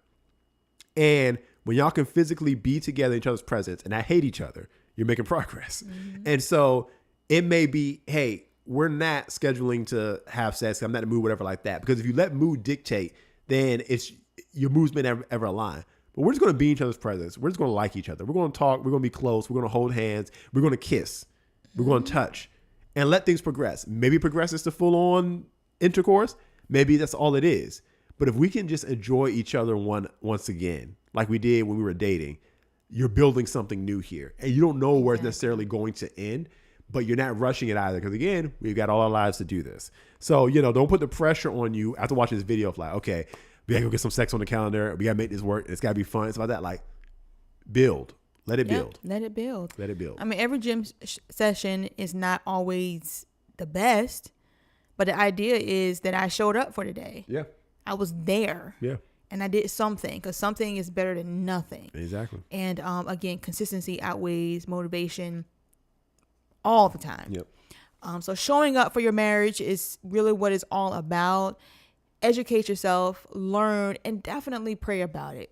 Praying before sex, KDK, is not a bad idea.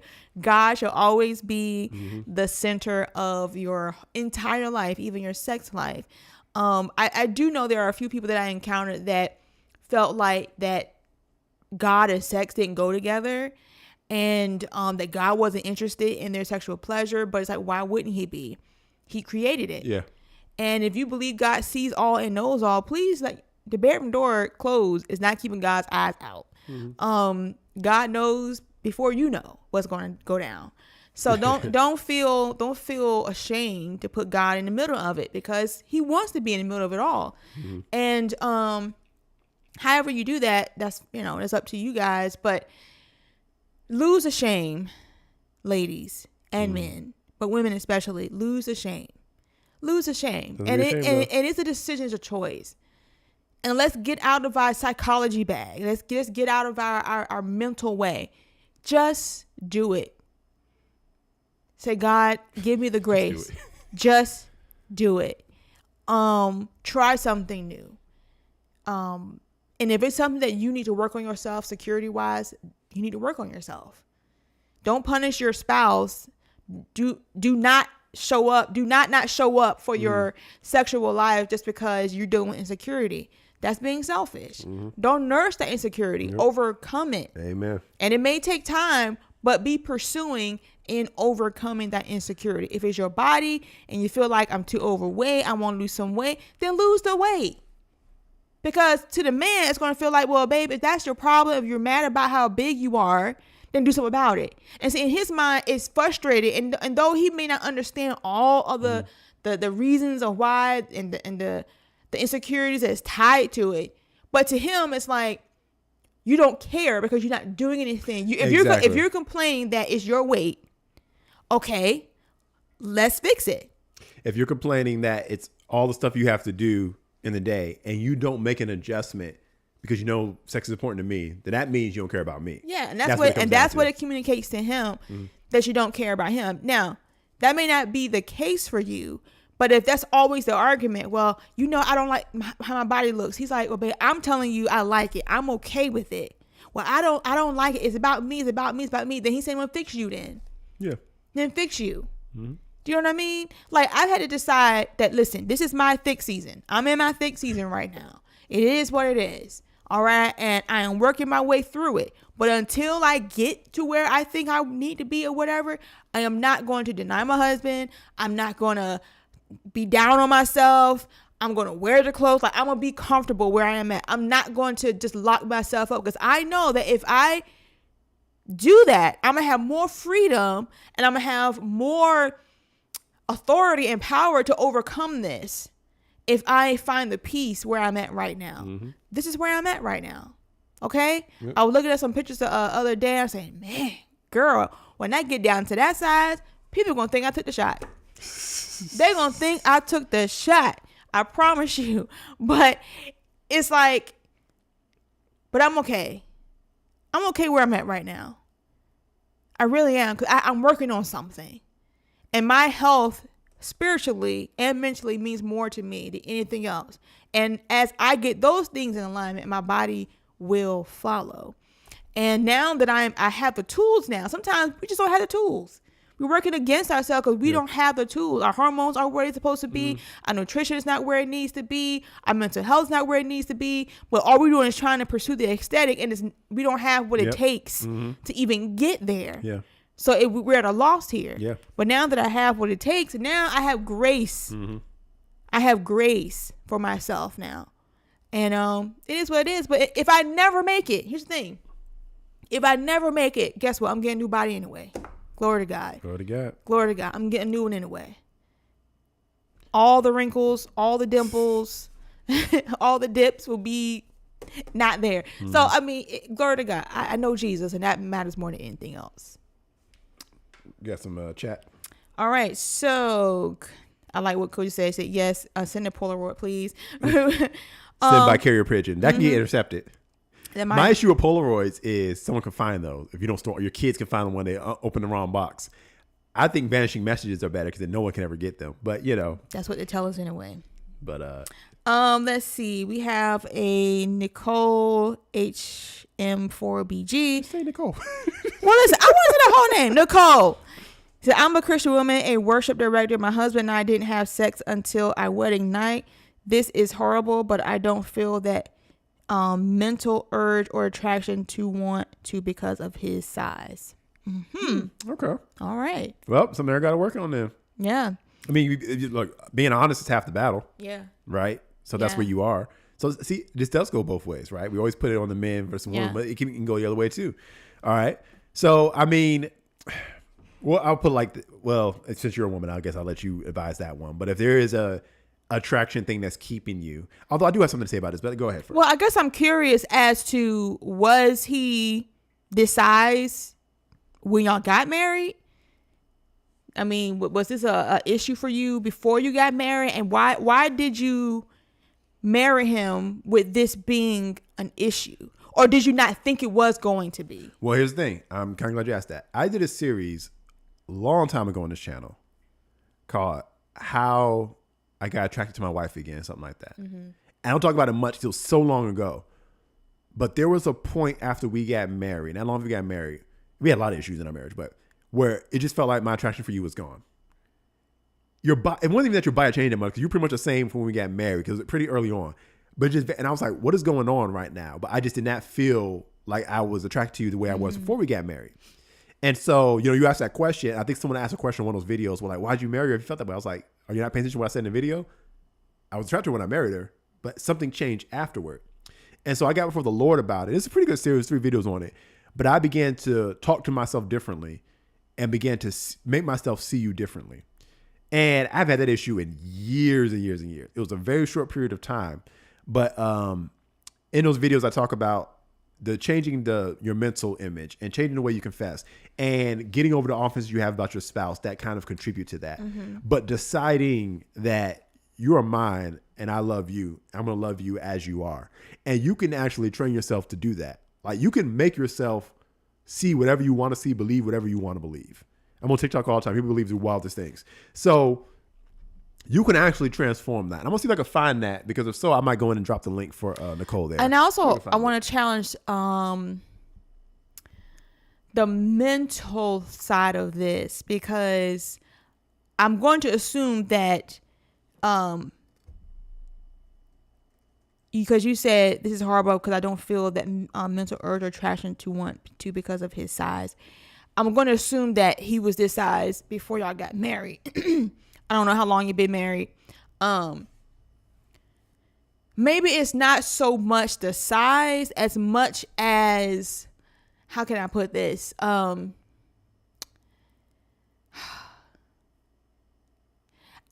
going to say this. I'm a quirky person.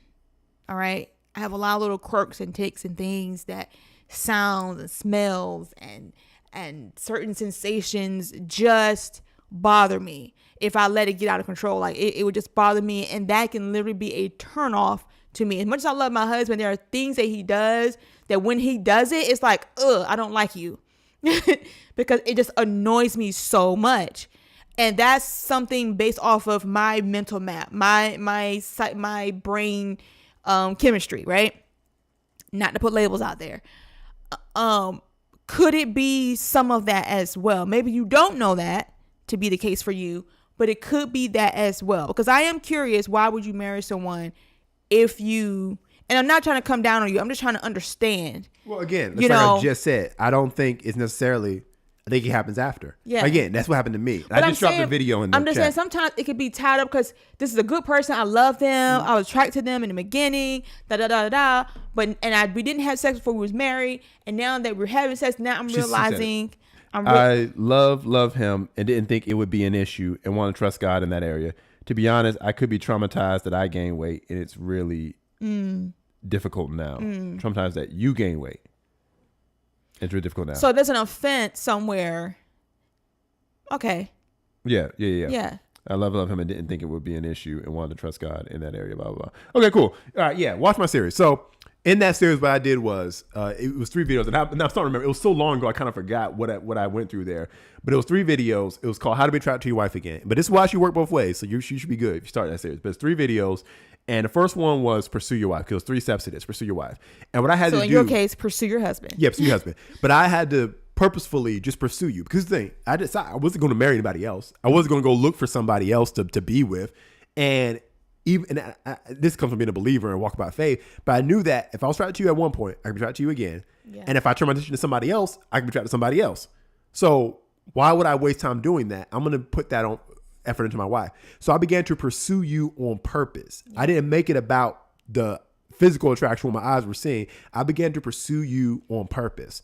And once we got to our newlywed struggles, I do think some of it was the attitude that you had, because we were both unhappy when we first got married. There's a lot of stuff we went through, and being able to dig into it. By the time I didn't know that, but I made a decision. I'm going to pursue you as if like we were dating. Like I was going to do things for you, buy you things, love on you, make an effort, even if I had an offense against you, because I felt like you weren't doing that towards me. So I began to pursue you on purpose. Then the second step was staying consistent with it. I couldn't just stop doing it because I wasn't seeing results immediately, you know? And so I began to stay consistent with what I was doing with my pursuit of you, as if I was trying to win you over. And a lot of times husbands feel like they don't have to do that because I've got you now. I'm married. We're married together now. That should be enough. I shouldn't have to put any more effort into pursuing you and dating you. But I decided I'm going to be consistent with this as if I'm trying to win you over. And I did. And then the final thing was say what God says. And so I said, okay, this is my wife. We're supposed to be one flesh. This is what I'm here to do. So I've got to be one flesh. So I'm going to say the good things about you. I'm going to read Song of Solomon passages and confess that to myself about you. I'm going to say the right things. I'm going to use my words to change what it is that I've been seeing and change my belief system. And it wasn't long before things changed. And I haven't had that issue since. I love you all up and down, whatever size you are, is, wasn't, will be. Yeah, it doesn't change again, anything. Like we've been talking about this whole time. I don't know how long you've been on the stream, but it's going to take you pursuing. Seek God about this. He will give you the answers. He is the answer as to why you feel this way. And if it's something in you, it's always us. I'm be honest, it's always us. God can give you eyes for your spouse. I know we talked about this a lot on this channel. God will give you eyes for your spouse, no matter where he or she is in their weight or their fitness journey or whatever health condition they may be dealing with. God will give you eyes, and that's a supernatural thing that God can do just for you if you want it, if you seek it. And God will unearth the things in you that's causing this to be an issue for you. He will reveal it to you if you really want it. You mentioned that it is because of your weight gain. Where is that coming from? You know, what standard are you holding yourself to that says that now that I've gained weight, then I'm traumatized by it? You know what I'm saying? Because a lot of times we judge people. We judge individuals that gain weight. Mm-hmm. We assume certain things about them that's not correct. And now that we're in their position, it's kind of hard to reconcile that with ourselves. I'm going to go back. It's been so long since I made that video. It's so long since I've been in that mindset. But when I made it, I knew it was important, especially for men. I knew there's a lot of men that happened to, but they would just go off and cheat or be like, their wife let themselves go and move on. I didn't want that, so I went through that process.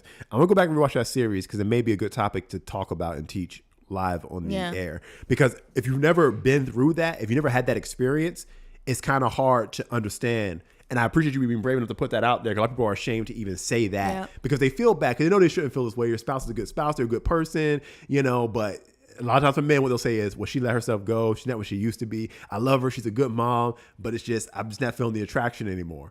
And we get stuck there and we feel bad about it. So we either don't talk about it or we shame our spouse for not keeping themselves up. And we put the pressure on them. Well, if you would try a little harder, give me something to look forward to when I get home, then the attraction would be there.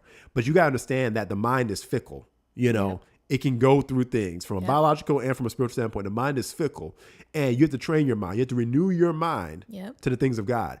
And we will do that with finances. We'll do that with health. We'll do that with faith, but we won't do it with practical things like the attraction we have between our spouse. And a lot, again, we had these fantasies we built from the world system. We feel like, well, it should just be natural.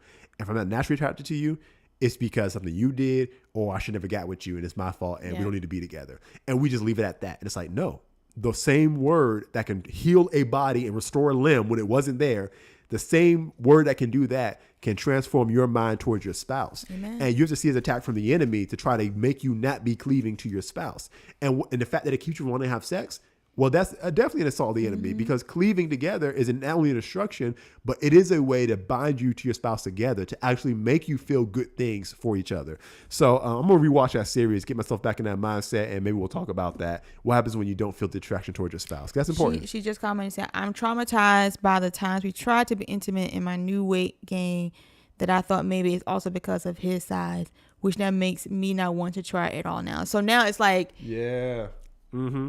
It was easier because he was the heavier one, and you could be the, I'm going to say for lack of a better term, the more flexible, maneuverable one in the situation. Now both of you are in a situation where you're less probably, flexible and can move. Now you're feeling a certain way about that. All right. I mean, this might be a little raw, whatever, but when we first got married, like I said, we did newlywed struggles, but our intimacy was lacking because it just felt like we weren't connecting. And it just felt like, look, this is going to be awkward for anybody who's virgins and getting married, never had sex before, trying to figure out positions, trying to make everything fit. And it just seemed like things weren't working right. Yeah. And so it was a little difficult for us. And so when that happens, it makes you want to not do it. But how do you fix it? You got to keep doing it. And over time, from a practical standpoint, we began to figure it out, right? And I remember early on in our marriage, the first time we had a good sexual session where you were satisfied and it went well and everything. And it was I'm not gonna say what you said, but a certain phrase you said that was funny, made me feel good, but it was like, okay, we finally got our rhythm, but it took time to do it and we couldn't give up on it. Yeah. All right. Then when we had our son, it took us some time before we could sexually connect again. There was just some, I'll let you get to any kind of detail you want to get on that. Ain't none of y'all business. But it wasn't like just a quick bounce back on that. No, it wasn't a bounce back at all. And so that was a struggle. And I was very patient about it, but it was bothering you. Well, it was a mental blockage, and it was some physical things as well that I was dealing with that was beyond the normal range of when you should be able to have sex after giving birth, things like that. So... And then that played on my mental as well. So it was a lot of things working against me, it seemed like. But we couldn't give up on our intimacy because those things were presenting an issue. But it's the pursuing of it. Yeah. And you got to find a way. So now you're at a size that is prohibiting you from being what you were before. Okay, we're here now. Yep. All right. So now that just means I'm going to have to dig deep and figure it out. Maybe all right. Literally, like, figure it out. Don't just say, well, no, we can't have sex, or it just can't happen. And now you're just feeling this shame, guilt, condemnation. Understand that condemnation is not from God. That is Satan. All right. Get him out of your bedroom. He don't belong there. Amen. All right. Because when you let the freedom of God reign, the answers will come. The solution will come. And even if that solution is, we need to lose a little weight, baby, we need to get healthy, okay? But God will give you the wisdom on how to pursue it the right way for y'all, okay? Because your situation is not like everybody else's. Yeah. Because where freedom reigns, answers will always be there. You will have the grace to walk this season out in your life. God will give you the eyes for your spouse, and it'll be a time of victory instead of condemnation and stress and worry and all those things. I want you to visualize like this. There's a stronghold. There's a building you're trying to get into, a stronghold, military stronghold, and there's a treasure in there. And call this y'all sexual unity and pleasure. And the devil wants to get you out. So he's firing arrows at you, and those arrows are mental darts based on your previous experiences. Y'all need to go in that bedroom, shut that door, and say, no, devil, you're not having this. Yep. We ain't getting off this bed until we find out what works for us. What position, what acts. Maybe we can't do this like we used to do, but we're going to do this instead. And we're going to figure this out, because I refuse to allow my body or the devil to tell me what I can and can't have, what I can and can't enjoy. You may need to lose some weight, whatever, fine. But you can have sex now and have pleasurable sex at the weight you are. If you believe that we can make this work, we're going to make this work where we are, and then we're going to move toward better. But we're not going to settle for we can't have this. And I'm not saying that to, like, I'm being rough with you because you just need to do this. This is how rough you need to be with you and yourself and say, no, this is what we're going to have. I refuse to let my feelings dictate to me what I am not going to have, okay? Because you obviously want something better. Otherwise, you wouldn't be here. But you're going to have to push for it and fight for it. Michelle said, I do know the enemy would like for me to be in this state. I'm 35. We got married a year ago. I want to get pregnant so bad, but now having this issue, I'm determined to get the victory. Amen. Amen. Then fight for it. You got it. And you can have it. Be determined. Yep. Don't be determined. Be tenacious about getting the results. But don't have look. God is awesome. He's a miracle worker, and God can do anything, even when it doesn't look like it's possible. Yep. All right. Don't let your weight, his weight, be a stumbling block. Give it to the Lord. Cast the care over unto the Lord. Whatever the answer is, God will reveal it to you. And you may need to lose some weight. He may need to lose some weight. I don't know y'all like that and don't care. But don't let your weight be a weight in this scenario. You cast it over to the Lord and let him walk you out. He's a good shepherd. He knows exactly what you need, how you need it.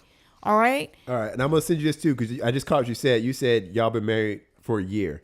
So I'm sure you're like, why is this happening so early on? Oh, my gosh. Newlywed struggles, girl. I'm dropping you this thing right here.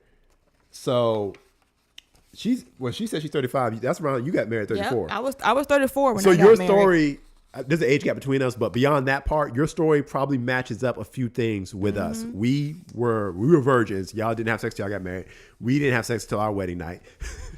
We did a whole video on even that. We went through some stuff for our intimacy and everything when it came to our marriage. So I just dropped another video called Newlywed Struggles. There are 3 videos in that series, but that we talk about how we got married and immediately had problems with intimacy, communication, trust, and we were like, what is going on? We didn't have a honeymoon phase. It was sad, but our marriage got better afterward. So it sounds like you're having a similar situation where you didn't get the chance to have that honeymoon phase. You're probably wondering, did I marry the wrong person? What is going on? You didn't. You just got hit with the same devil we got hit with. Yep. But we won. You can win too. But I'm glad you shared that, because now you know there's somebody that's been through what you've been through. Pretty much exactly. So you got my video I just dropped from my series, but then you also watch Newlywed Struggles to get from both of us, because we was going through it. And you can see how young we looked back then. That was like how 6 fresh, years ago. Right? Right. It's been a minute. Yeah, we look good. Minute. All right. So I think that's the video for today. We got about 12 minutes. Well, it's a good topic. We spent the first hour talking about just health, and then we started talking about sex. So that makes a good topic, right? Thank you for everyone for being here today. Well, let's talk about those channel memberships. Yeah. So let's talk about the channel memberships, because we're doing a series on, not a series. We're doing a training later this month. Let me pull it up so we can talk about it. Channel memberships. Let's go. All right, Marriage U. All right. So you're asking, what is Marriage U? What is that? That is the School of Marriage. Okay.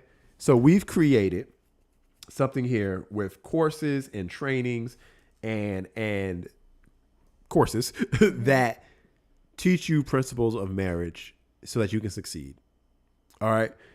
This is our premium content. So when you pay for Marriage U through YouTube or Facebook, you get access to all these trainings. So we've got lots of things in there. We got the Age Gap Marriage Survival Guide. We got Death to Pornography. We've got the Invincible Marriage Training. We've got the Reignite Sexual Intimacy Training. We've got the communication training we did last month called Eye to Eye. Every month we do a new training. And so you get access to all these archive trainings that are in there. Everything you see here plus more. And it only costs $2.99 a month. All right. So you can sign up through YouTube or you can sign up through Facebook. It's on both platforms. So Cozy, if you can drop the links in the chat, you can drop the link tree as well, Cozy, because if you're a Facebook user, you might want to do it there. If you're a YouTube user, you want to do it here. But you can click that link, become a channel member for $2.99. That's what we set it at. YouTube may have jacked it up if you're on an iPhone or if you're in a different country. But if you scan those QR codes or click the links in the chat right now, you can get access to Marriage U and get all those trainings we just mentioned. The School of Marriage, $2.99 a month. This is the Netflix of marriage. But Thursday, March 26th, 7 p.m. Eastern, we're doing a live training called Build Your Marriage Plan. So we're going to be here live. It's going to be members only for everyone in part of Marriage U. And we're going to sit down and work with you on how to set out a marriage plan, how to sit down on paper. Because one thing we find is communication is lacking in relationships. But not only that, but there's vision lacking in marriages. Yep. And so people actually truly just do not know why we're married. What is our purpose? And the one thing that kept us together when we were in our newlywed struggles that we were able to still push through is that we knew we had a purpose to be married. Yeah. And it gave us an engine to want to fix our problems. Sometimes people have problems in their marriage, but they don't even know why they should want to. What's the point? Why should I bother investing in this and fixing it? Why not just divorce? Well, it's easy to do that if you don't know the purpose for your marriage, if you don't have a vision, if you don't know where you're going. And so we're going to show you how to write down. You're going to write it down like whatever your family name is. It's like ours is Barnes. It's going to be like Barnes Inc. This is the business of our marriage. This is why God put us together. This is our purpose. Yep. This is our vision. In 10, 20 years, this is a plan of where we want to be. In 5 years, this is how we're going to get there. And starting today, this is step one. And we're going to do this. And you're going to learn how to set assignments and tasks and be able to review. It was I think the previous year, this past year, I had a slideshow where I sat with my wife and said, this is the fruit that we bore in 2024. This is what we accomplished. And it's what we're going to do in the next year. Right. And you could do that. You may say that seems like a lot, but the people who don't invest in the vision of their marriage don't know where they're going. Yep. And so y'all wake up one day and look at each other like, I don't even know why we're together. Well, maybe we should just stop because you don't know where you're going. And so you can't navigate the storms of marriage. There are storms where your sex is dry. There are storms where your connection just feels like it's not there. Mm-hmm. There are storms where your health comes under attack. There are storms where your finances are under attack, where it's high stress. Where your fertility comes under attack. And when you go through those things, it is having a marriage plan that keeps you going and saying, this is hard, but we can make it through this storm. This is temporary. We can overcome the enemy and we can survive and thrive because we know where we're going and we see the enemy's plot to destroy not just us, but what this marriage can do for the world. Yeah. And so you need a marriage purpose, you need a marriage plan. So we're going to show you how to do that in this training. Because without vision, the people perish. They do. Your marriage will perish without vision. Yep. And I have to tell you, be honest, it's the vision of our marriage that keeps me fighting for it. Yep. Exactly. It keeps me fighting for it every single day. It allows me to have the proper boundaries because I'm so invested in the vision of our marriage and it coming to pass that I will have the proper boundaries. I will fight for it. I'm not going to have a lackluster marriage, and I will do whatever it takes to make sure that we are healthy and we are thriving and we're doing what the plan of God is for our lives because I see the vision. Amen. I know where we're going and I like what it looks like and I want to be there. I want to live there. Okay. Yep. So I'm going to do whatever it takes to make that happen. So y'all need to be on that Thursday, March 26th training at 7 p.m. Eastern time. And look, $2.99 is such a small investment that's going to gain you such a bigger harvest. Amen. Like you need to invest in your marriage. Again, it's the Netflix of marriage. Look, Netflix and chill has ruined a lot of marriages, but this will help. What have you doing with your spouse? With your spouse. You're doing something you ain't supposed to be doing. Okay, true. But, this is an investment and it definitely will help you. Nicole said something else. She said he's not overweight, but he's 6'6" and fine, and he's 5 years younger, I guess, than her. Oh, y'all story years ago encouraged me. Okay, so you know our story. Yeah. Okay. Well, wait, so you were aware of us before you got married? Because you said our story years ago encouraged you, but you just got married last year. Interesting. That's an interesting scenario. We have a few people who came across when they were single and then got married afterward. All right. Well, this show was for y'all, and I hope you can get your husband to watch it with you. Some future episodes or previous things that we've made, things like that. But yeah, you got hope. You're gonna be fine. You're gonna be just fine. You're gonna be just fine. You'll be all right. Use the word, girl. You're gonna be just fine. But okay. So yeah, it's time for Marriage You. Because y'all need to know how to make a marriage plan. We're gonna you can write this down. It's gonna be good stuff. So that's later on this month. I think I have some more free memberships to give away. What I realize is when I do the giveaways, they don't go to who's in the chat. It just goes to whoever subscribes to the channel.